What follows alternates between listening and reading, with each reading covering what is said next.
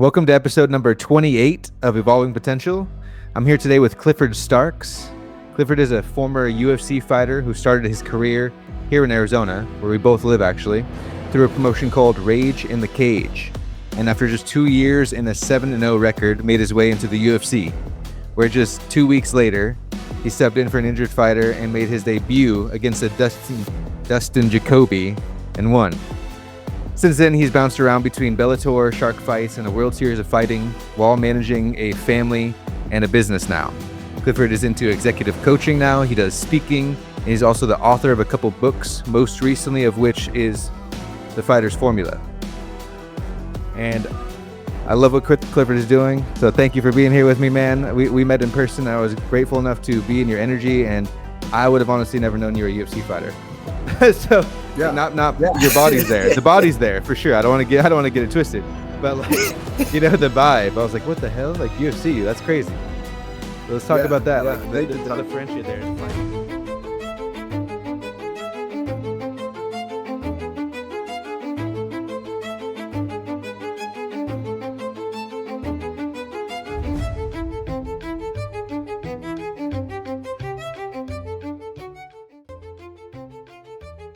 Were you always this kind of person, and then was a different person in the cage, or were you just like, a harder person back then? Yeah, that's a great question. What I would say is I am both in life, because I know we both are very fond of high achievers, and a high achiever is someone who knows how to turn on different light switches. Because everything's going to have different places, different spaces. And what I loved about fighting so much is it allowed me to bring out my competitive side in a very healthy way, because we both got to sign contracts. It wasn't like I just jumped on someone from behind. We both knew what we were getting into. And I got to see a little bit of violence early on my journey. And I didn't want to be a violent person. I've never hit anyone outside of a cage because one, I don't want to. And two, I think there's more conducive ways to handle conflict than beating each other up. Absolutely. And so now, having been in this executive coaching role, how have you found yourself able to connect those two worlds together? You talked about high achievers. How have you kind of transitioned out of sports? We'll get into some of the specific stories, but I want to just kind of jump around here real quick, from back then to what you're doing now. Absolutely. So what I started learning was the game never changed, just the players in the game changed. So life comes down to making decisions. And as you play higher and higher, the more intentional you have to be with the decisions that you make, because it can lead to costly consequences. Yeah, geez, yeah. So there's nothing like stepping inside of an arena and being really, really present, because if you're not present, you're going to get a kick to the face or punch to the nose, and something's not going to be good. Business is quite the same. If you are not paying attention and being intentional, things can go sideways really, really fast. Man, that's crazy. And so you feel like that sort of pressure and being able to make good decisions under pressure is something that you could help people really kind of focus in on, right? Absolutely. And so now I'm curious, going back into you being 8-0 and being in front of this big stage in Vegas and losing. I don't know what kind of a moment that might have been for you. I don't know if you even went into the ring with a fear of losing, of I'm kind of curious, where your mind is at with like, okay, an undefeated record, are you scared to lose that? Were you going into that with a fear of failure in any way, or what was your mindset there, and what was your mindset afterwards? So my mindset is there's a saying, champions know one thing that most people don't know, and that is that a champion's like anybody else. Mm. Sometimes it's my time, sometimes it's not my time.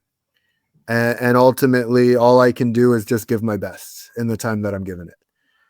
And so when I went out there, there was the nerves, there was the nervousness, there's the excitement, there's the ups and downs of all of it. And staying in that really excited space, I felt so damn good in the fight. Like everything was going my way. Mm. And ironically enough, sometimes those are the fights there, those are the ones that I lost. Dang. Because when everything's going your way, you don't think you have to worry about anything. And that's Mm. when you got to worry the most. So I'm like, I'm beating the crap out of Ed Herman. Things are going perfectly. I'm like, this is freaking awesome. This is great. I'm pushing him on the cage. My coach is yelling, get off the cage, get off the cage. I got us on the bag. And then all of a sudden I'm getting flipped over, looking at the lights like, oh crap. Oh my God. That's Yeah, and I go crazy. to turn over. He takes my back. He gets a great choke in. And my night that was supposed to be my night ends up being his night. And Dang. so there's that moment of I was like, that freaking sucked. Yeah. But you live and you learn. And so I go into a kind of you live and you learn mentality. You asked me about my mindset. I've actually been in personal development since I was 19. So I I was was gonna ask really, you. really calmness, patience, peace, discipline. Those were all very important to me.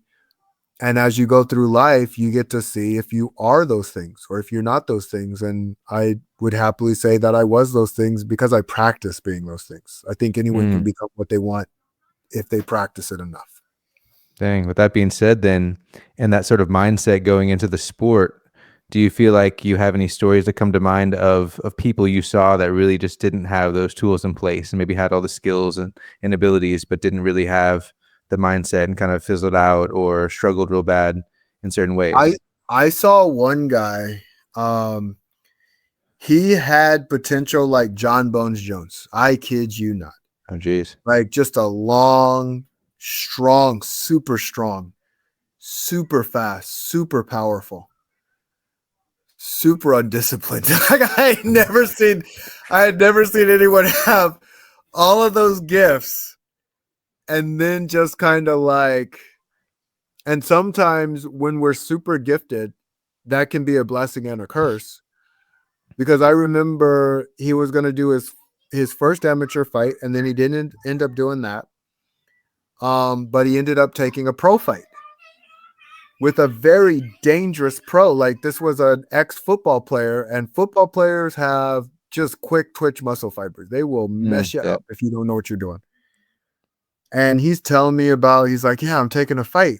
I'm like, who are you fighting? And he tells me about this NFL pro. And I'm like, probably shouldn't take that fight right out the gate. Like, that's probably not the Yeah. best thing to do. And he goes, the velocity, I got the intensity, I'm ready to go. And I'm like, oh crap. He's talking himself up. Like, that's not good. That's not good. Like, if you don't train, if you don't prepare, because there's a saying, luck and preparation and opportunity meet. Mm. Well, he wasn't prepared at all. I asked him, I go, hey, I haven't seen you for a couple months. Have you been training anywhere? Yeah, I've been training in my friend's garage. And I'm like, oh crap. Like, okay, have you been doing any conditioning or anything? Like, no, not really. I don't like to run that much. And I'm like, dude, you're gonna die. Like, you are Oh about my to die. God. What are you doing? And he asked me to corner him, and there was no way. Like, I go, dude, I can't corner you in a situation like this. Like, I would feel wrong to do something like this for me, for you, and for the person you're getting ready to fight. You're gonna get hurt.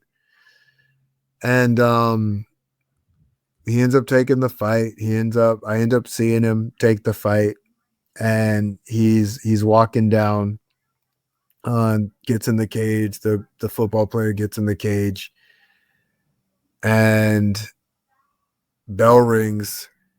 Dude, 15 seconds in. 15 No. seconds in. No. Eats a mean right. Boom. Uh, He's out. And I see the whole crowd erupt and yeah. And I'm like, Oh I'm God. trying to stand No. up to make sure he's okay. He's out for like a good minute, like a minute. Man. And I'm just like, that sucks. Like and I end up seeing him afterwards. He Uh, comes up, hey, I got that one out of the way. I go, yeah, you did. He goes, I'll see you next week. oh I my go, God. okay. In my head, I was saying, you're never gonna see me again because your Yeah. adrenaline is going right now. You don't realize how much pain you're gonna be in tomorrow. And your body's never gonna want to do this again. Ever. Yeah. It's too much too soon. And guess what? I was right. Haven't seen him since. He's Oh never, man. never came back.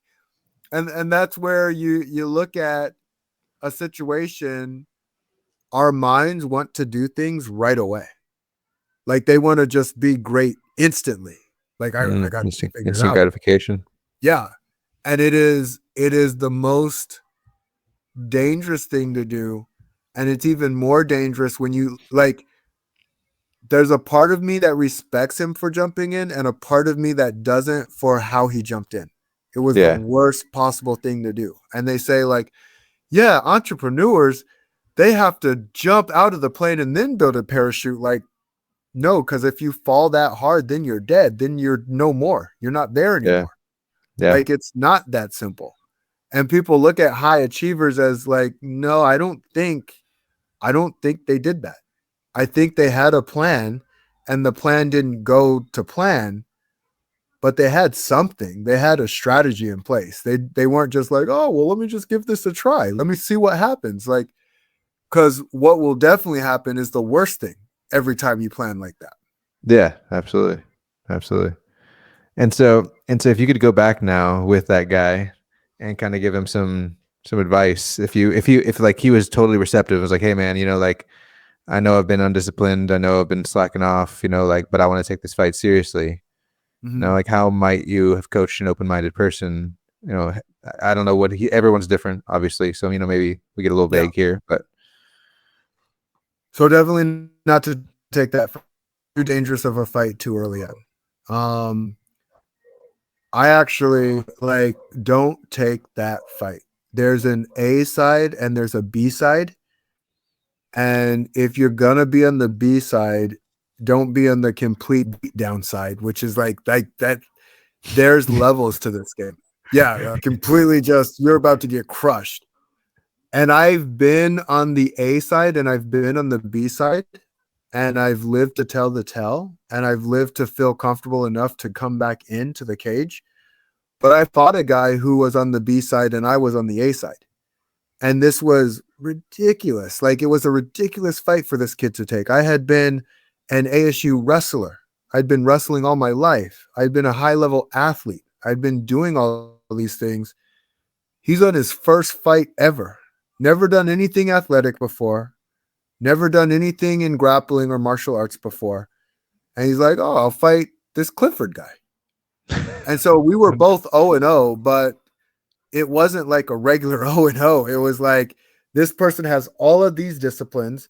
This person has no disciplines. And I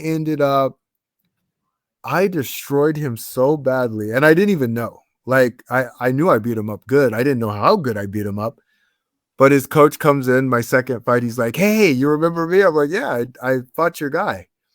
I'm like, "How's he doing, by the way?" He goes, "Oh, yeah, you retired him." I go, "What? oh What no, happened?" He goes, "Dude, you broke his orbital. You broke 3 of his ribs." Like he was like, he didn't want any of it after that. And dang, so I go like, if I'm gonna talk to him again, back or anybody, know where you're at and start small. Always start small. Don't mm, try and eat the whole thing at once. And this happens, it shows up humanistically all the time. Why are New Year's resolutions never complete? Like, why don't those ever like When are we going to get 100% success rate on a New Year's resolution? And no one ever asks, well, why doesn't that work? Well, because you don't have enough desire. You don't have this. You got to be motivated.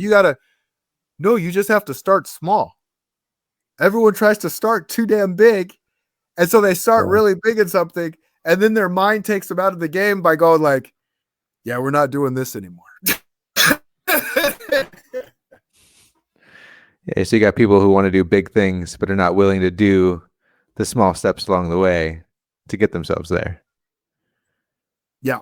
Yeah, absolutely. Or not even, because I go, it's a this. I go, you know what? Everyone's doing the best that they can, and they don't know what they don't know. So the small steps lead to the bigger steps, because not the big steps. I'll be the first to admit I want the really big steps. I'm not looking for just the small steps. I just know the small steps lead to the big steps. That's the only thing it is. So I go, all right, these are going to build the momentum. And with the momentum, I build acceleration. And this is going to be really, really cool. See, that's a powerful mindset. And so now with you taking baby steps out of sports and into business, into coaching, what were some of those things that you have experienced and learned along the way? You know, in branding yourself, you can this gives you a lot of room to talk, and some of the things you've learned, So, how to position yourself, how to brand yourself, just how to help people with your knowledge. the biggest thing that I want to share with everybody is the willingness to look at yourself and see who you are, and then have the willingness to discover yourself. And I say to discover yourself because whenever you're doing something that's new or different, you're not going to do it perfectly. It just doesn't happen. And that's okay. You're perfect in the moment that you're doing it because you're doing it, but you're going to learn as you're going through it. You're going to learn something. And so you're going to learn, okay, am I really good at this? Am I not so good at this? Am I average at this? Do I even like this? Do I hate this? Why do I like it? Why do I hate it? Is this mentor giving me the right advice? Is this mentor giving me the wrong advice? Am I asking the right questions to make sure I have the right person to guide me? What is this person's intentions? Like, there's so many questions. There's so much stuff. So when you take action, the biggest things that I've learned in business, just like a basketball player has to learn how to bounce a basketball and play offense and defense, this is what I learned in entrepreneurship. Figure out how to market, sell, and negotiate. Figure those three things out. Because when you figure those three things out, you always have a chance. If you don't have those three things in place, life can get very, very hairy, very, very quickly. And so you went into deciding that you wanted to do coaching. What was the kind of thinking behind that? And obviously, like coming out of sports, you could have gone any direction. And I know with the history and personal development, it makes perfect sense. But what was the thinking behind? I'm going to coach people, and this is what I'm going to do, and I'm going to start a business around it. And obviously, not. I don't know. You had I think you had a business degree, right? Or was it kinesiology? Yeah. I never got a business degree, so I was in kinesiology, study of movement, and then I was in personal training. Jeff Fagan was my coach and mentor for a very long time, and he still is. For me, honestly, everyone just kept calling me coach. So since everyone was calling me this thing, I'm like, well, I guess I should probably get certified in this if everyone's going to call me this. So I got certified in it, and I realized, like, holy crap, I've been doing it since I was a kid. Like, there's certain things. Iron Mike Tyson was a beast when he was a young kid. Like, you just knew he was going to be great at what he did. And then when Customato got to him, he's like, I'm going to make this kid a world champion. Heck yeah. And so there's certain things that about us that show up, and we just got to ask people. We got to be willing to ask people, hey, what do you like about me? What do you hate about me? Because when we know those answers, then we can do something about it. if we like what we like, it's like, oh, okay, well, maybe I'll go this path. If we don't like it, then we're like, okay, where do I need to change? And Mm. so what made me a really good coach, my ability to ask questions, and my ability to ask questions people aren't used to being asked, because I like high achievers for that very reason. Like, high achievers like being called on their crap because it helps them move forward faster. Like, they love it. It's funny because the high achievers love that and the low achievers not so much, but I'm not going to Yeah. completely get into that. But as I'm looking at it, I go, okay, I ask questions, I ask the tough questions, and I do it from a caring space. I really, really care about who I work with and who I don't. And I go, oh, it's makes a lot of sense because we only want to talk to people who are actually going to give us something that's constructive to work with. We don't like feeling like crap. Like, no one raises their hand to be like, if you could just make me feel lesser than and unworthy, I would love that. So can I get Just some of please. that? Yeah, yeah. Like, most people aren't going to do very, very well in that kind of stuff. So as I was going through the journey, we all have crap, and we all don't like letting people know that we have crap. It's very interesting. And Mm. that's where I started noticing, like, oh wow, the way that I care about people and I actually listen to people and I actually look for a solution instead of pointing at it and going like, oh, you got crap. Like, don't worry, Yeah. I do too.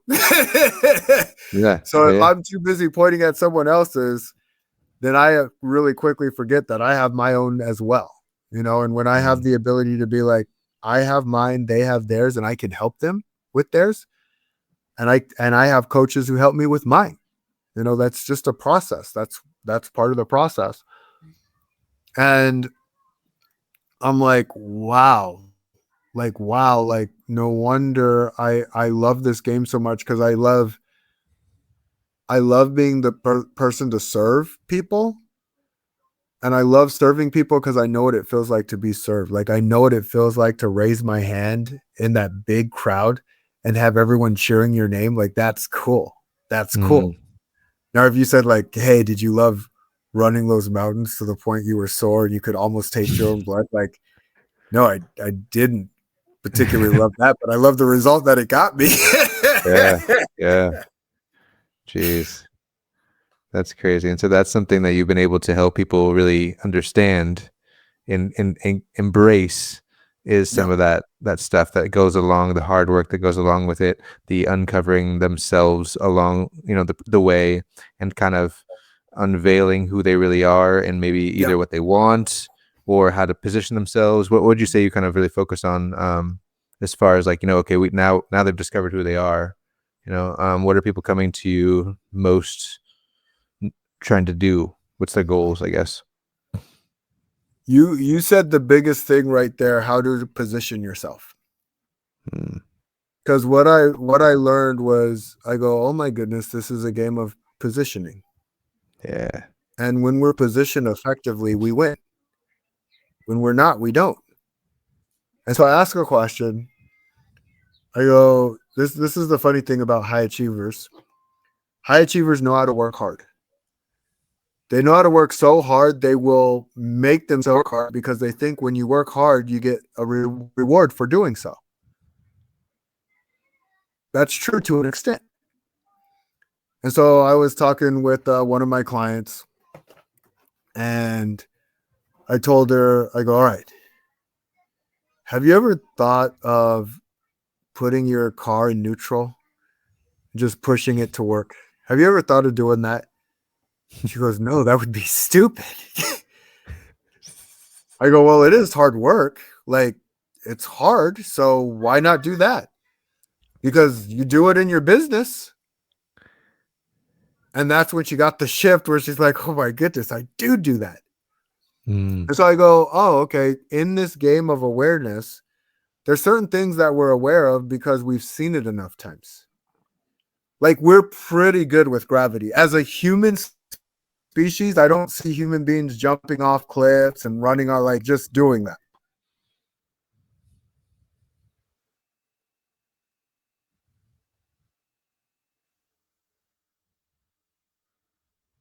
Oh, dang, you froze. I don't know if you can still see me, but if you can, just maybe stop for a second because you're frozen. Hmm.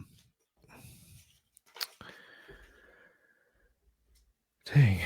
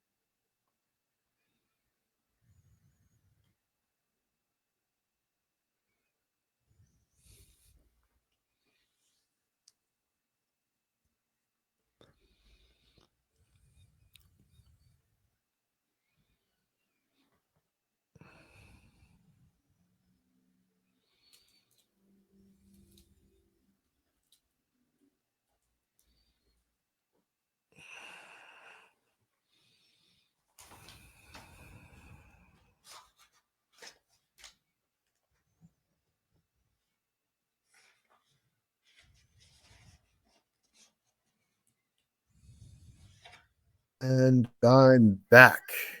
All Okay. right. Okay. All right.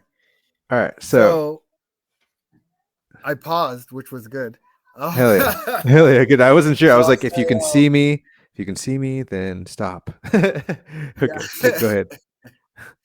So yeah, I was talking to her about pushing the car in neutral and saying like, okay, we all know not to run off of cliffs. And so I go, oh, this is a game of awareness. Life's a game of awareness. When we're aware of what to do, we tend to take the right actions. And when we're unaware, well, we take the wrong actions. Now, the crazy thing as I'm going through this journey is when I was a fighter, my first fight, I learned really, really quickly how terrible I was as a fighter. Like, and I was also a terrible wrestler. I was a terrible athlete. I was a terrible all these things until I got good at these things and went through my process. And so as I went through my process, I go, wow, is it that people don't like going through the process? It's like, yeah, people don't like going through the process. And what was so interesting about entrepreneurship is people weren't even telling me there was a process. They would say, hey, when you XYZ, you're gonna get to this. And the really good ones let you know it's in here. Mm. It's in here. And then they train you in how to take the steps to actually change it. Because me telling you it's in here isn't enough. Like if I say, yeah, you got to fix your mental game, go fight. And I haven't shown you how to throw a punch or a kick or do anything or block anything. Well, you're Yeah. screwed. So so it's one of those things. And everyone knows it's the mindset. Like that's not a secret. And when things aren't secret, then people will tell you that it's this thing, but it doesn't necessarily mean that it can get you to where you're looking to go. They just know what it is. Like most people can, hey, how do you get overweight? Oh, I know. I know. When you eat too much and you don't exercise enough, you get overweight. Great. Yeah. All right. We all got that one figured out. Now, how do you get me from being overweight to being in shape? Well, it takes someone Yes. who's either gone through the process or taken other people through the process.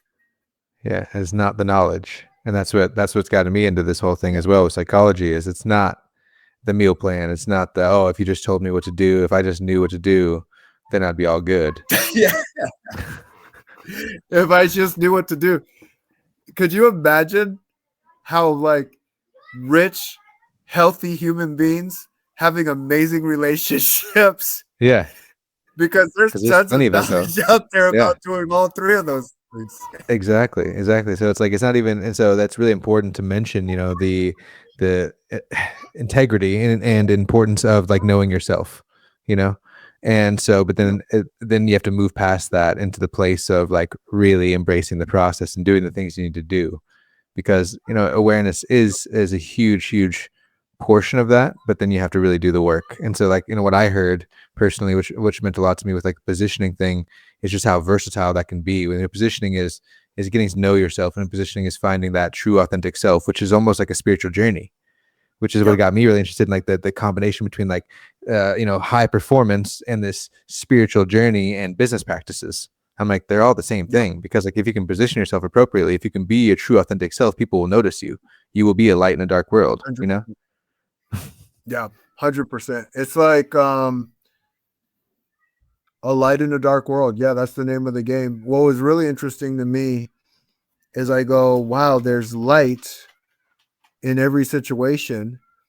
And even when we look, like if we look up at on a sunny day, we don't see any of the stars. We Mm. don't see them until it gets dark. And so I go, oh, everything's situational. And it's, you ever hear the saying, one person's trash is another person's treasure?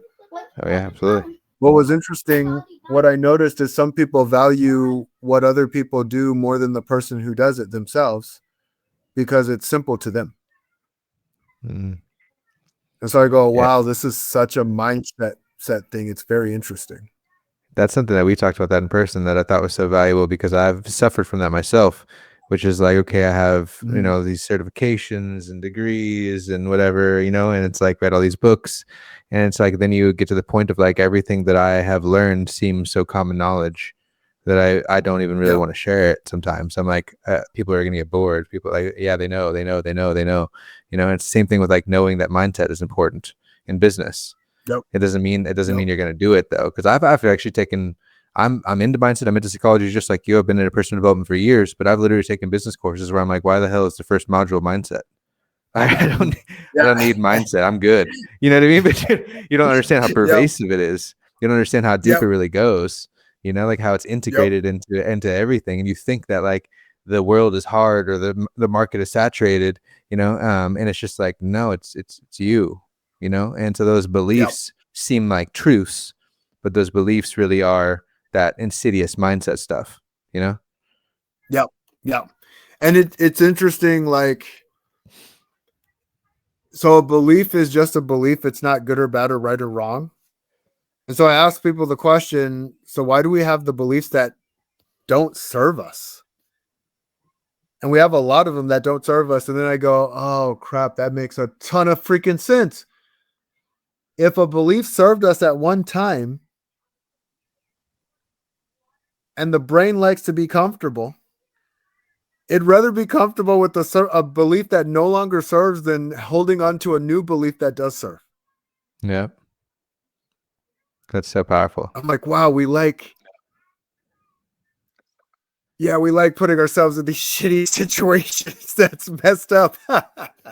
Yeah, no, that's there's a guy named David Bear. He has a book called A Changed Mind. I actually kind of recommend it for anybody, and Mhm. he talks a lot about that. It was at one point it was a decision that you made, and a decision to protect yourself, a decision to do something that you thought was right in the moment, and then years later, yeah, it doesn't serve you anymore, and we don't even realize it's there. It's deeply embedded in the programming. And that's Mhm. where it just seems like a fact. It just seems like, well, I struggle with this. I'm not good at that. Blah blah blah. And they're not facts. It's a decision you Yep. made at one point in time, which helped you get to the next moment, and that's cool and that's great. I, But we got to move past it now. I was talking with one of my clients because I told her, what did she ask? She was talking about characteristics and attributes. And I told her Socrates talks about know thyself. Like Mm. when you know yourself, that's the best thing you can do. And I told her I'm not a rapper. I never want to be a rapper. I'm not interested in being a rapper. I'm not going to try and out rap a rapper. It's not going to serve me in any shape, form, or fashion. And when we get near the end of the conversation, I told her this. I go, if someone were to pay me $10 million and they said 1 year you have to learn how to be a rapper, watch how quickly I start picking up the ability to like watch how I'm like, Oh my holy crap, gosh. Cliff made it in the top 20 lists. I didn't even Yep. know he could do that. And so I go, we can be whatever we choose to be. We just have to have a desire deep enough to do the thing. Yeah, and generally it's not going to come from the outside world, as in someone offering Yeah. you $10 million to gain a skill. And so, but there are Yes. skills that are worth $10 million in the world, which is something I learned, through Jim 100%. Rohn's work and all these things. It's like, yeah, there's like, oh, consulting and copywriting and coaching, all these different things that you can build to you can build yourself to $10 million worth of value. Right. And that's Yeah. something I've been chasing for years, is like cool. Like, you said something that was important to me, was that, it was like, you're perfect in the moment as you are now. So it's like, as you're Mhm. chasing this thing, as you're building yourself into a high value person, it doesn't negate the value that you have now. And that's something that's important 100%. for, I think for people to hold on to, and so balancing that world of like, I'm good enough now, but I'm going to strive every day to become better. And so I was actually going to ask you that. Like, I was curious, what was, I feel like you kind of answered it by telling me you were into personal development, but I'm still curious, what was driving the Mhm. success back then when you're 7-0, 8-0, like killing it, training every single day. I don't know what you were going through at the time. I don't know if you had a family, but like, what was really driving that? Was it sustainable? Was it anger? Was it a need to prove significance now, being older and being able to look back? What would you say was really driving that? I really like being significant. It feels very good to me. And getting emotional because I remember three things happened to me really young in my journey. Um, I had a father who wasn't the best father. Um, and when I say not the best, he just lacked the tools, he lacked the skills to be a father. And then I had another father who had more tools and skills. And my grandfather passed away. And so I got the the belief system of there's people who are supposed to be there and they're not going to be there for you, even a little bit. They just don't Mm, even know how to be there for you. They don't even know how to be there for themselves. And then there's people who don't have to be there for you and they get the choice to be there for you.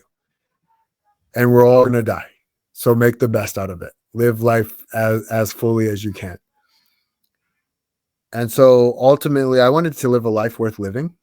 And to live a life worth living is doing what other people don't do, mm, impacting other people in a way that other people have never even experienced before, going after things that people will say that you're crazy for doing, which I thought I was very normal for the longest time. I really did. I was like, I'm just like anybody else. They go, seriously? Then I go, oh, I guess I am kind of crazy. Okay. Um, but it's like you go after something because you can. You can go in the cage because you can. You can find your freedom because you can. I mm, think we've actually been conditioned to believe that we should just get what we get because we deserve it. And the truth is, do we deserve anything? Like if you're in a cage with a caged lion, do you deserve to get eaten up or do you deserve to like figure out how to get away from that lion without it seeing you? It doesn't matter if you deserve it or not. You're looking for a solution. Go find it. And mm. so in life, I'm like, there's a solution. Go find it. Figure out what you want. There's a solution. Go find it. Dang.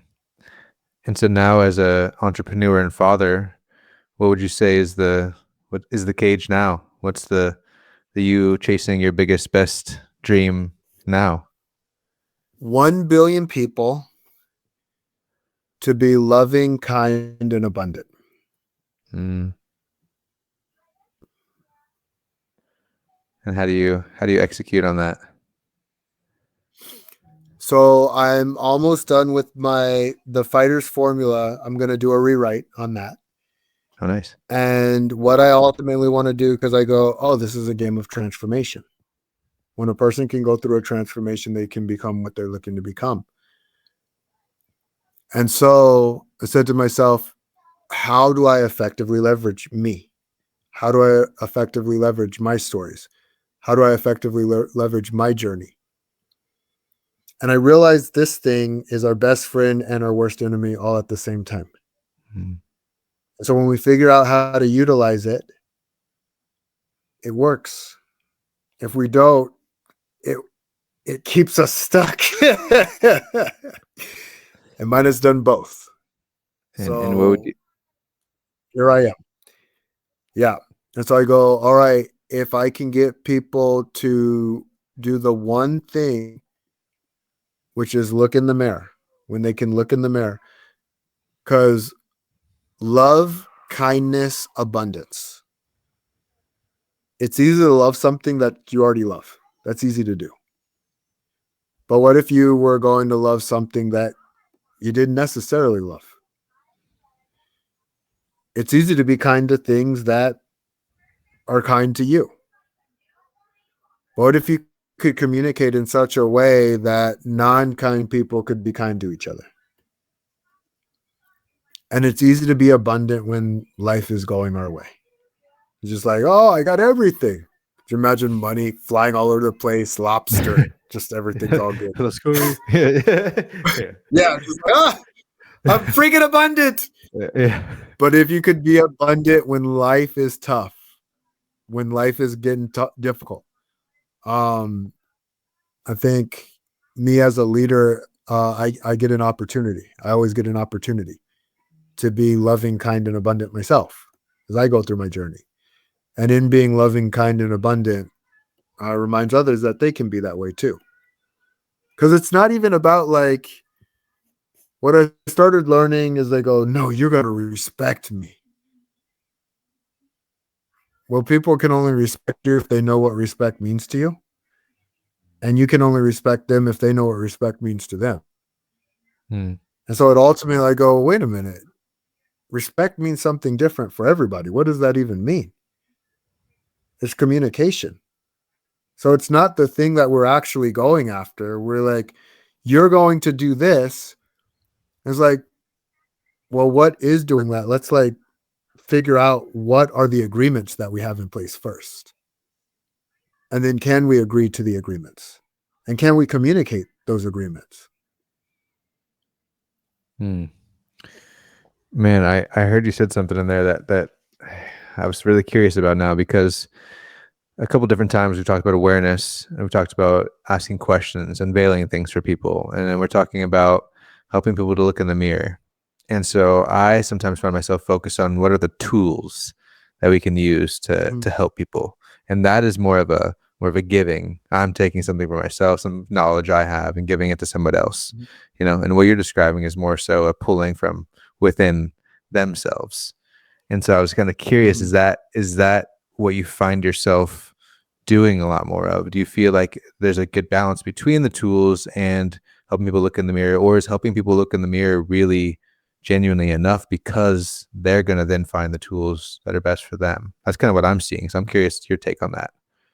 Yeah. So I believe the number one tool the tool is the tool within themselves. It's in their mind. The reason people, I believe, have trouble looking in the mirror is they don't want to see the bad sides of themselves. It's easy to see the bad sides in others.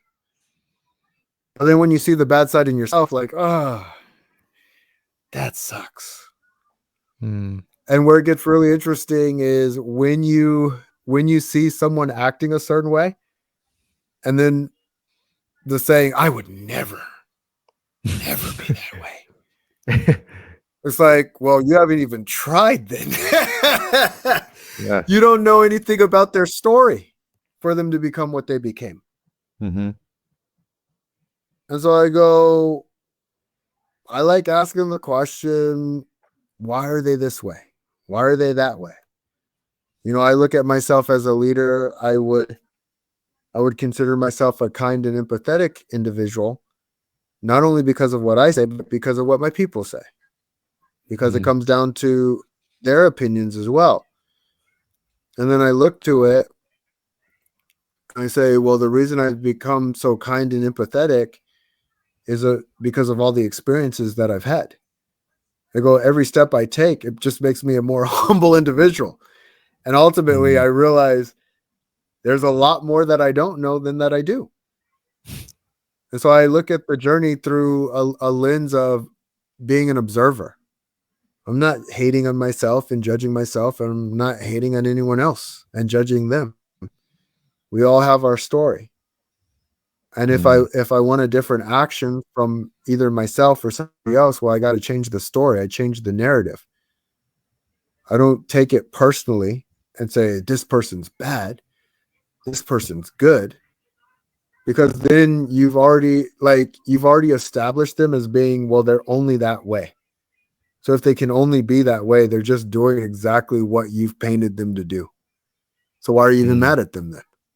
Yeah, dude. And see, that's like your talk of the why don't people want to look in the mirror, like leads right back to that, because and what I heard is like, why don't people want to look in the mirror is like because what they think they should see, the Mm-hmm. shoulds, the outside expectations, the unwillingness to embrace the darkness within, that Mm-hmm. unwillingness to look at the shadow parts of themselves. And it seems like obviously you having traversed both worlds, that you can take people and go down to their depths and bring them out of the darkness almost and be like it's okay, and not having all that shoulds and expectations around what it is that they're going to see when they actually look deep within themselves. Yep. And so to me, that's like that is a superpower right there, and something that like I've looked at a lot of your positioning and stuff around your brand, and I just love that willingness to understand. Like that's where I've been, and I'm happy to go there with you, and I'm happy to help you get through the grind of this process, and really helping Yep. people embrace that and getting over the shoulds and expectations and things like that. Because we've talked about even in person, like I said, and I wanted to jump back to this real quick, is how important positioning can be, because it's this process of getting to know yourself, which to me, again, back to the tools, unveils what it is that you need to do. Because when you are becoming more aware of, let's say, your self-talk, then you know Mm-hmm. what it is you need to do. You know what points of friction there are there now. When you start to become aware of your shortcomings in a relationship, you know what's the strengths, the shortcomings, and you can start to work on those things. And so it's like Mm-hmm. the solutions and the problems both become apparent when you start to gain this sense of awareness and this true sense of awareness by looking in the mirror and being honest with yourself. So that's just Yep. my summary of what I'm seeing, and I'm just like I think it's amazing, what you're doing, and I can't imagine what the process is. I'm kind of curious, what the process Yeah. is, but I can imagine it's just very, very conversational, you know? Yeah. Yeah. It's ultimately because we believe until we're given something different. Like I did believe that fighting was two guys just hitting each other and having a good time until I fought. Then I quickly realized, oh crap, it's not two guys hitting each other. It's me hitting a lot of air and him accurately hitting me in the face. Oh no! Oh no! That's I'm funny. like, that wasn't what I thought it was at all. So, Oh my so, god! so going through life, you go through these belief systems until you have a new belief system. And what was interesting, I remember the first time I saw drunk people, thought they were acting stupid, didn't make any sense to me. I'm thinking to myself, why are they acting so dumb? Why are they being that way? Till I got drunk myself. Then I realized, wait a minute, they're not trying to do this. Yeah, They can't literally, dude. help I themselves. felt the same way. Like, why are you acting so dumb? Why are you so loud? Oh my god, that's so true. And it's like that's where you can kind of guide people and understand, having been there. It's like, hey, I've been drunk Yeah, too. It's okay. We don't got to yeah, pretend we're not. Like, let's just yeah, walk the path of sobriety together and really figure this yeah. thing out. 100%, 100%. And That's too like, funny. I'll even say, because you lost like 80 pounds, right? Yeah, 85 pounds. Yep. 85. I lost about 80 pounds. And was there a space where you wanted to eat? Did you have any cravings for anything? Did anything like that ever come up, or did you not have that at all? Oh, dude, definitely, definitely. Like food was a big part of why I was overweight, and the snacking at Yeah. night was one of the big things that I was able to kind of like slowly curb. But that was a big thing. It's always like, oh, I'll get, you have your dinner and then you go and sneak into the kitchen and grab some snacks and stuff. I would do that regularly, 15, 16 years old, and yeah, it got out of hand. So, and then from there on, yeah, I mean, I actually, my boss too, I think he used to be 300 pounds. And so we both could regularly talk about, Rich. Yep. I don't Yep. need to hit. And so we both talk about it's like that fat kid is in there still. So it's like you Oh, better watch out. Like, there's things that I need to do to keep myself sharp, to keep myself focused on the importance of absolutely. eating Like healthy, the benefits of eating the right way and how fudge, I'll feel when I eat that way. And just like really reminding myself, nah, you don't want it that bad. fudge and apple pie for me. Oh my gosh, Like that's too funny. the fat person is always there. And what's interesting, this is where it gets crazy. So I go look in the mirror, right? Look in the mirror. And when what you see in the mirror looks pretty damn good, you can still trick yourself because it's actually not what you see in the mirror. It's the thing behind, like, it's the thing that people can't see where the power lies. It's not the thing that you can see. It starts with the thing that you can see. Everything starts with what you can see until you realize what's more important is the things that you can't see. And so as I was going through the process, I'm like, wow, no wonder this game is so hard. Like I remember being a high achiever and I would see people who would become millionaires and then lose it and then become millionaires again. And I see people do it 3 and 4 times. It was very interesting to me. So I'm like, why in the heck? How do you get there and then lose it, get there and lose it again? Like, and then I realized, like, oh my goodness, I'm taking the same journey they're taking. Like, mine is the food journey because I love food with the passion. And I saw myself going through my own dips, my hills and valleys, where I'd get to the pinnacle. I'm like, yes, freaking made it. Put a stamp on it. And I'm like, oh crap. I'm unmaking it. I worked my ass off to get here. And now I'm going back the other way. Man, yep. Like, I got to do it again. And it gets to the point where it literally becomes like who you are, your new identity. But your new identity is still the thing that no one else can see. Because I saw it in familyhood, actually. I saw it. Your family sees what they see, but they can't see what they can't see. And in not seeing what they can't see, they think you're still the same person. You could be a vastly different person than you were before. I started realizing, like, oh, wow, we have these feedback loops and we say things, we say these generalized statements as if they're truthisms, but they're not really truthisms. The reason we say them is because we know the real truth. Like, for instance, don't judge a book by its cover. We can't help ourselves but to judge a book by its cover. That's the first thing we're going to do.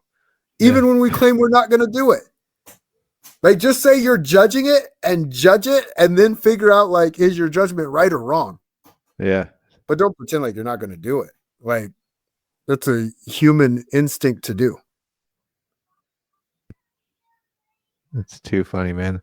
And so then, like, with you exiting sports, I'm kind of curious about this whole process. So for me, exiting bodybuilding, it was so challenging. I felt like I was quitting. I felt like it didn't feel right for me anymore, but it felt like this is who I am. I'm a bodybuilder, and I'm sure it's like I'm a UFC fighter, This is literally Mm. deeply ingrained within myself. And so I'm kind of curious if it was a more effortless, natural transition out of fighting and you just weren't feeling it anymore, or if it was like something that was really hard to let go of, and maybe there was a reason, you had to make that decision. How did that kind of transpire? It was really easy for me, and I'll explain the story on why. So I had my first kid, and just things were off. Like I wasn't conditioning the same way that I would conditioning. I wasn't training the same way that I would train. And I remember hitting mitts in the back with Trevor, and just I felt it wasn't nervousness, it was terror. Like I felt terrified. I'm like, why do I feel so terrified? Like, I've never felt that before, not in a fight. So I'm walking towards getting ready to go into the cage in this terror state, which is not, I Oh would not God. recommend that state for anyone getting ready to fight in a Yeah. high performance situation like that. But it is what it is. So I'm going to the cage, and the cage door shuts. And like, that's when I realized it. I'm like, oh crap, I don't even want to be in here anymore because I want to Oh worry man. about my son. And the risk reward just wasn't worth it anymore.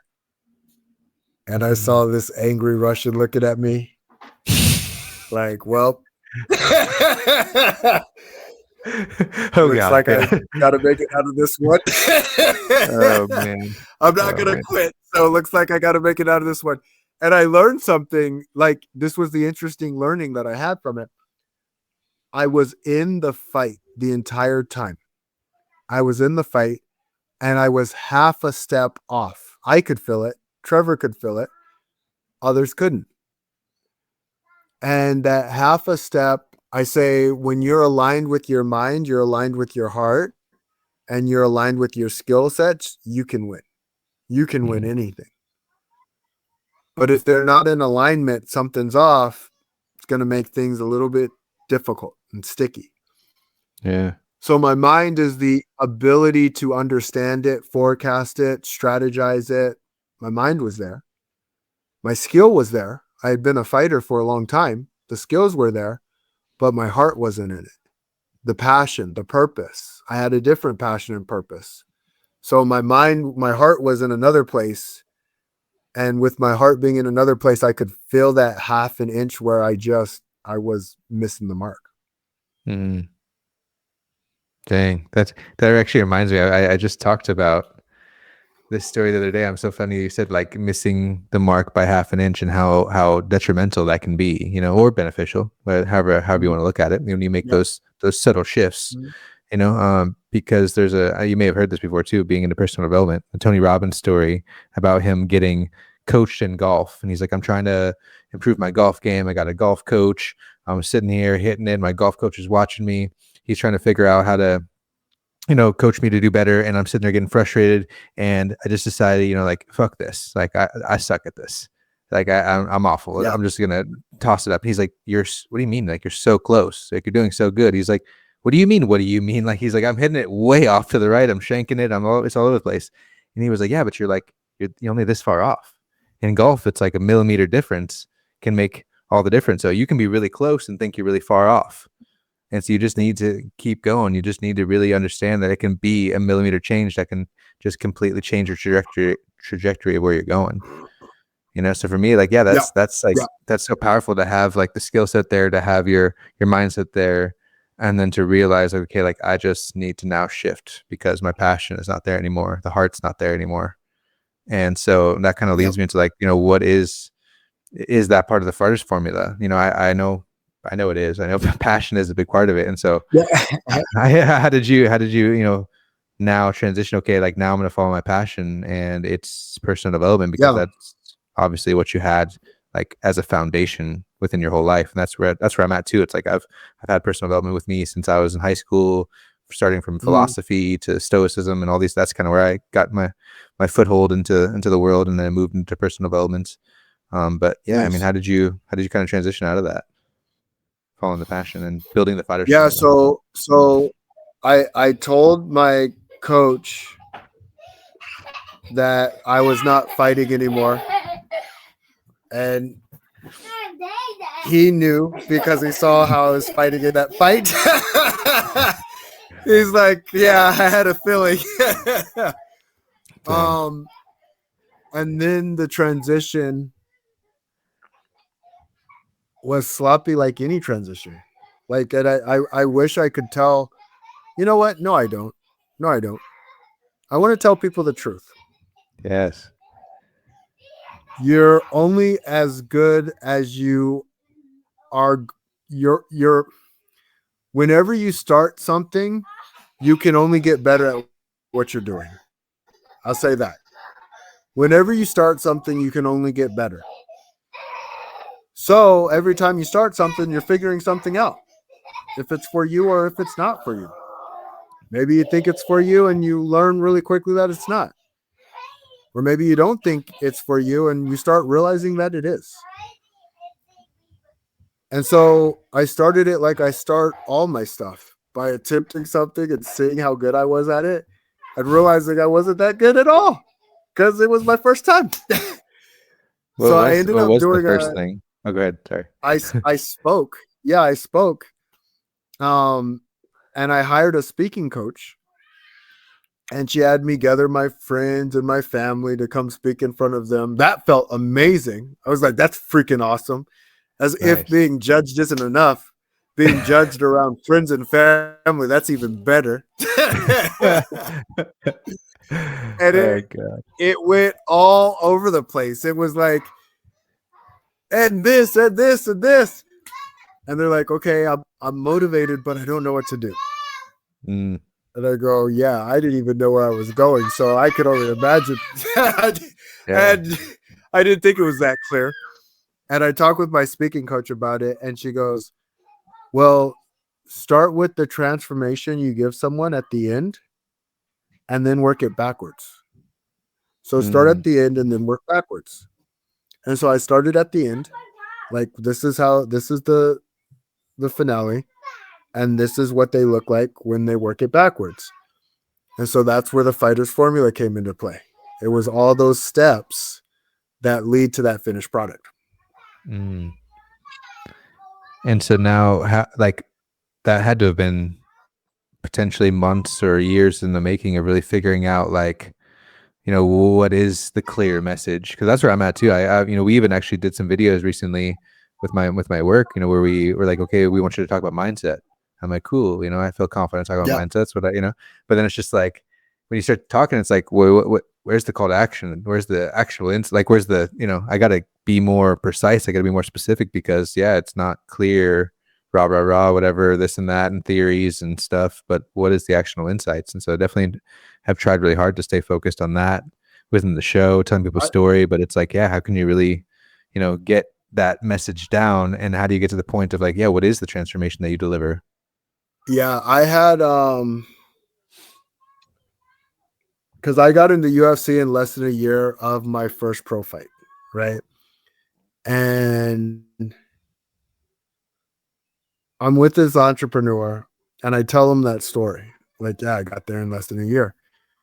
He goes, do you have that all documented and in place? Like the exact steps that it took you to get there? And I thought I did. I didn't think I was lying, to be honest with you. And so I said, yeah, I do. And he goes, oh my goodness, you're going to crush it in business. Fast forward, I didn't realize I only had like 2% of it done. Like I Mm, wasn't even close to the refinement. And that's where you start learning like things are subjective. Like in that moment, I really did think like I had it all. And most of it was in my head. Some of it was on paper, but I'm like, oh yeah, I got the it wasn't even called the fighter's formula at the time. It was called the power of six. I got the mm, power of six down. I'm good. I got this. And then I look back and I go, oh, there was so many pieces, so many nuances that needed to be polished and put into place. jeez. And so how long would you say this book took to make Oh, this to was come to years. fruition? This was years for sure. Because it Jeez. was like no one wants to suck. No one says, man, you know what? I just want to suck at this thing. I want to be bad, really bad. Sign me up for some of that. Like, so no one's looking for that part. They love the great part though. They love that. Like high performer, high achiever, sign me up for some of that. Give me that over there. Mm. And it's like, yeah, but to get there, T.R. Eckers says every master was once a disaster. Mm. And so there's that point where it's like, okay, do I want to be a master at this? I always ask it twice just to be sure. Do I want to be a master? And do I really want to be a master? Because you're going to find out. Once you start putting in the reps, you're going to find out. Yeah, they say that it's something similar. You're in your mess is the message, Yeah. right? And Yeah. so it's so cool of you to be, willing to embrace that. And I think that what I heard kind of, from my own, I guess, psychological standpoint is the, conscious competence scale. And so people, realizing that they don't maybe know a lot. So we make it super simple, that they don't know what they don't know, like you said, and then they go up into the place of realizing like they don't know a lot. And this is going to be Yeah. really hard. And holy shit, like, Yeah. whether it's starting guitar, it's like, oh yeah, I want to learn guitar. This is going to be great. And then you like start learning the scales and the thing. You're like, oh my God, this is going to take me years. What this sucks. And so I think that that's like where I see, there's another metaphor I've heard of like walking around in the dark. You're literally just like, most people are not willing to walk around in the dark because when you're walking around in the room in the dark, you're more likely to stub your toe, hit things, and most people are not going to willing to learn that space. Be comfortable traversing a dark space. And you seem like, again, coming back to the embracing the darkness, embracing the shadows, like you seem very willing to help people get to that place of what does it look like for you to embrace this next step and sucking at something and really figuring out what you are good at and what you're passionate about. Like I love that so much. Yeah, thank you. I appreciate that. Dude, absolutely. And so now I'm curious, do you have plans to write another book? Yep. So I'm doing a rewrite on the fighter's formula because as I looked at it, there were other pieces where I feel like with the ghostwriter that I have, I can hit it out of the park. And it already felt really good to begin with. And so now it's that extra layer that's just going to really, really take it to that next level. And is there a business dream beyond what you're doing now? Like, do you have plan on starting a coaching empire? Do you plan like I always kind of ask people like, what's the bigger dream in 10 years down the road? Like everything works out for you. You've hit those steps. You've gone through the shit. You've got to know yourself better. Where are you at? I want to be able to transform people in my sleep. That's what I love most about being able to write a book. And when it comes to creating an empire, it's already done in my head. I already have it. And what that means is having the ability to influence anyone and everyone that I connect with in some form or fashion in a positive way. Whether that's a business that I'm working with or a person that I meet on the street. And I want to continue to polish that skill set. And I want to surpass 1 billion people. I already know, like, when I go after a dream, I go after the dream. I go after it heavy. And then when I accomplish it, I go after my next dream. So if I can just keep touching lives, keep giving to people and keep giving to myself, be the best me that I can be, and remind others to be the best them that they can be. So there's 3 things that I live by: be my best, get better at being my best, and remind others that they can do the same. Mm. And so I want to touch on this as a more actionable step now is you having been in the ring, having been in facing immense pressure, and you even, like, let's just say, even facing immense pressure now as a parent, trying to promote yourself, trying to balance all the things you're doing, clearly, you know. And so Yeah. it's like, what's your advice, more vaguely, on staying calm under pressure? If someone comes to you and they're like, "Hey man, how do you stay calm under pressure? What do you recommend that I do to stay calm under pressure?" You know, this is where I get more into tools, obviously, because again, I'm interested in tools. We can ask people questions. We can help them see themselves. We can help them discover their strengths. But what are the tools you might give someone, you know, in more delivering content style? As crazy as it sounds, take a deep breath and control the controllables. So I saw this funny little picture with a guy trying to mop the beach. Oh And yeah. yeah, it says, this is what it looks like when you try to control uncontrollables. Mm, And ultimately, what's funny is our mind likes to keep things super complex unnecessarily. And it's like, I need a whole bunch of stuff because then that's the thing, that's the answer.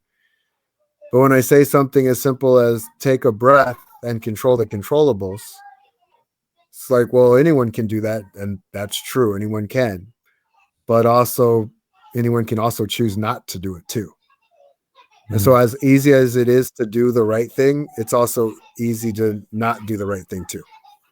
Yeah, facts. I love that. I love that. It's like such a basic Stoic principle, but it's so funny how often I find myself saying it in real life, and I say it the same way because it's like I Yeah. don't say, you know, have a Stoic mindset. I'm like, hey, you know, just focus on what you can control the controllables, and people are like, Yeah. you're right, you're right. It's like so funny because again, that's one of those things feels so basic to me. I'm like, did Yeah. that seriously just helped you? Like, you already know that somewhere within yourself. You definitely already know that. Like, I Yeah. don't need to tell you that. You know, like, no, I 100%. want to focus on 100%. the things I can't control. I want to focus on the things I can't control. It helps me. You know, like, you're right. Yeah. So it's too Well, funny. that's what's crazy. Like our minds. So Jim Rohn says, or no, it was actually Tony Robbins. What you focus on grows, right? Yep. And it's so true. It's easier to focus on the uncontrollables because our mind likes to focus on the negatives because Yep. it wants to fix the negative. And so it's like it's attempting to fix this thing that it can't fix. And it's basically in this loop of crap and going like, Mm, and it's like, so you saying that, like, yeah, like people need a reminder. It's the yes. same thing. I knew I was really done fighting when I didn't train with my coach watching me. I knew I was done Mm, because the coach can be there, like, give me one more. Like, yeah, I know the importance of giving one more. So why can't I just do it by myself? Because it's hard. mm. Because it Yep. sucks. Because I got to come up with the story to not give one more. Yeah. Yeah, and that's where it's like almost becomes an uphill battle. Like, even like you said, you know, where really focusing on this stuff is something you actively have to do, and focusing on the negative is something Yep. that just passively happens. It's easy. It's just going to happen, and so you have to really switch into the place of being intentional to focus on the things that you can actually control, and that's something that's, again, it's just, it doesn't seem very easy, and I wish it was. I wish for everyone's sake that it really was, so we could all just really be there, you know. And so Yeah. and so on the note of being intentional, this is, we'll kind of like wrap it up around this point. I'm very curious. You mentioned not having, you know, a father that was maybe able to give you all the things you needed. You know, obviously we're not in a place to say anybody is not good enough or anything like that. But because I had a similar, I didn't have a dad at all growing up, so I did never have met my Mhm. dad. So very similar place, and I feel like it has significantly shaped the type of father that I am to my kids. And so now I'm curious, you Yeah. know, what you feel like, not only from your personal development journey, but from not having a father, not having a father that was maybe all there. I keep saying that. How has that shaped your parenting? So I got to experience both fathers. So I got my biological, and then I got the guy that I call my real dad because I just respect him in that way. He was a father to me. Um, I got to see different perspectives, and I got to see the positives and negatives of both perspectives. And so I use that with my children in showing them. This is a really interesting question because now I'm going into I was a very intentional father, intentional on being the best father that I could be. And there's two things that kids just, when they have these two things, they're in a better space. They know that they're loved. And so the way that I know that my kids are loved is by asking them, what does love mean to them? How does daddy show that I love you? And what's interesting there, my 8-year-old comes up with some really deep stuff. Like, he's a deep thinker. My 4-year-old is not quite there yet, but he's 4. So I just Yeah. like, when Dang he's it. ready to answer, and Yeah. whatever, however he answers, he answers. So there's that one. And then the ability to communicate with them. Like, the more you communicate with your kids, the stronger the bond becomes. And I've noticed, like, the most important thing, like, in leadership is trust. If they trust the person, it'll be more inclined to have a bond. So even like me and you, we're talking on this podcast. If us trusting each other is different than if we didn't trust each other. There'd be a different energy, a different vibe, a different way of being. Yeah. And so I'm like, wow, if that happens with adults, imagine what it happens to a kid's brain. Hmm. And so I want my kids to really feel that they can trust me, and they trust me by the way I communicate with them. And then that will shape the way that you communicate with them back as well, which is because again, with all that like disrespect stuff that is floating around out there in the regular Mhm. world, it's like if you're getting them to explain the way in which they feel love, which I think is very important, then you're that much more able to show them the love in a way that matters to them. That gets into like almost the Gary Chapman and love languages thing, but Absolutely. you've made it more basic. You haven't said, hey, what's your love language, or read this book and let's figure it. It's like, hey, it's so simple. It's like, hey, like, what makes you feel loved, and out of the mouth of babes, I'm I'll sure has tell come you, gems. this was the craziest experience to me. It was a Saturday morning. So it was me, my wife, and my kids. And I asked my kids, where do they want to eat? And there was this breakfast place that the kids wanted to eat. So we all go to this breakfast place and we eat at this spot.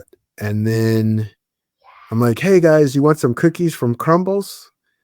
And they're like, yeah, I would love cookies from Crumbles. And we went to go to Crumbles. And we just had a really good time.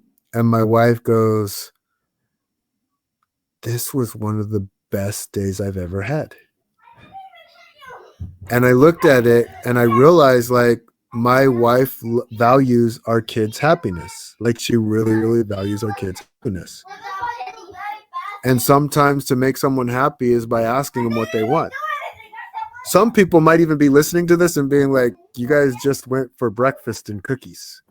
And some people will be listening to this and be like, wow, that's awesome. What a dad moment. Yeah. And all I did was I just have to ask the question, what do you want? So, yeah, dude, I literally love that, because that's something that's been a learning journey for me as well, is like figuring out the ways in which that I think that I can give love the best, and then feeling frustrated when it doesn't seem to be working, as opposed to Mm, just trying to shift into something that is, being like, well, I am doing this for you and I'm doing that for you, and I pay your bills and I do that, and I, blah, blah, blah, and it's just like, that's not it. That's not it at all. yeah. And so that's why it's like getting to know yourself We went better. to a steak dinner. Like, that was expensive. Dessert and everything. Not the same experience as the breakfast and the cookies. And I'm like, wow, that was way cheaper. and a way better experience for everyone than the steak dinner. That's funny. Yeah. Yeah. No, and I feel the same way. We've had those days where it's, you think that it's like, it's so much more complex in our minds how hard it is to be a good man sometimes. And in reality, Yeah. it's like it can be so simple like that. And that's what's something that's been really hard for me. It's like I need to build this life for my family. I need to work my Yeah. ass off. I need to take them on vacations. I need to, buy them everything they want. And then Mhm. and then you just like end up so not present with your family. And I've literally gone through this myself. And then when you just could really like take a moment to like settle in, and I spend an afternoon with them and be like, fuck it, I quit, dude. I'm like, it's not working. It's hard. I'm tired. I'm just gonna spend a day with my family. And you're like, what the fuck have I been doing? This is it the whole time. It's like it just feels so good and so wholesome and energizing. And then you're ready to go back to work. And I'm like, oh my God, I'm so stupid. like, you know? I'm guilty of it too. Yeah, yeah, and I still do it sometimes too. It's like you 100%. still slide back into it because it's like I know what I'm capable of. I know that I can start something great. I know I can have a great, successful business. I know I've got a good mind, good head between my Yep. shoulders, and like, so why wouldn't I go after it really hard? And I've talked to guests about this before. Is like the way I sometimes see it in my mind is I can shorten the time span in which we get to the dream, by just Mhm. putting my head down and working. But then Mhm. along the way, the actual process of it is just not anything that's enjoyable for anyone. And so Yep. then like, well, then why would I want to get to that end goal? Because then it just feels like it's just going to be more of that, more of the shitty stuff that I haven't liked anyway.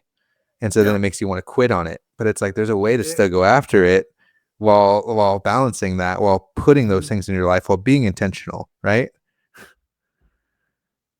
100%. It reminds me of NASCAR with the pit crew. And if you were to go like, screw that pit crew, I don't need them. I'm gonna like, no, your tires are gonna wear out, your engine's gonna wear out, like things are Yeah. gonna get really, really bad really fast. Go to your pit crew. Yeah, dude, that's so funny. That's such a good way of thinking about it. Yeah, take an afternoon off, like Yeah. go in a ice bath, go in a whatever, spend the afternoon with your family, go to Crumble Cookie. It's a good cookie. You know what I Yep. mean? Like, yeah, Yep. you know what I mean? I love that. I love that. And so again, I love everything that you're doing, and I'm kind of just curious, on the back end. Then, is there anything from everything you're doing, anything that like people like ourselves, people that are high achievers, and we can't say that we're happy with where we're at, but at the same time, we can say that we're working towards happiness. We're happy with the life we've created. Again, happy along the way, right? But Yep. that's where I get really, hard. It's almost hard even explaining, putting words to it, because I don't want to say I'm not happy with where I'm at, but I want to admit that I'm working towards bigger and better things at all times. And so those people like Yeah. ourselves, Yeah. what do you have to say to them to finish it I up here? got a I got a coach who says she's happy and she strives for more, better, and different. Mm, And so I'm happy. I love the journey that I'm on. Am I gonna stop stepping in the arena because I love where I'm at? No, I want to test myself. I want to see mm, who I can become. I want to show up. I want to live a life worth living. So I'm not done living yet. When I'm done living, I'll yeah. be done living, and I'm not stepping in any more arenas. I'm stepping into the final arena, 6 Okay. feet under. But Okay. other than that, while I'm here, I'm gonna go step into new arenas and share new transformations, dreams, and experiences. So yeah, I love that. And like in my own way, just share as well as like my deep-seated belief in the fact that we are mind, body, and spirit, and that the soul craves expansion.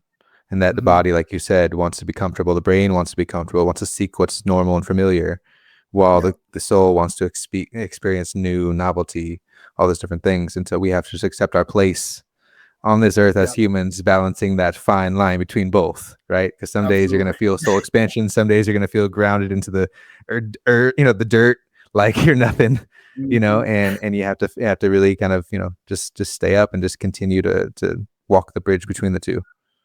100%. Hell yeah. Well, thank you, Clifford, for coming on the show, and thank you for Hey, everybody for Todd, I listening. appreciate it. Thank you for I having me definitely on. want people Audience, to I appreciate all check of you you. out. Hope you guys got some major value. Yes, and then tell them where they can find you, because I'm sure they're curious about your Instagram, YouTube, whatever it is they Oh, yeah, have. You absolutely. find the So if book, you want to Potter's find Formula. me on Facebook or LinkedIn, just go under Clifford Starks and send me a wave or a thumbs up. Let me know you like what you like, and would love to support you in any way that I can. Heck yes. And is there? Oh, will actually, they too, I'm work going with to you be as well? getting a warrior.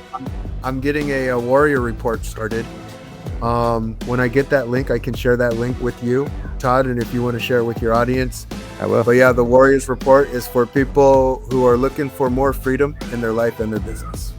Heck yeah. And I thought I saw something on your page about a warrior training room too. That looks interesting to me. Anything? I you do can have the say training about room. that? Yeah. What's that? Yeah, so it's really to work this thing. The more, so just like when you work a muscle, it gets stronger.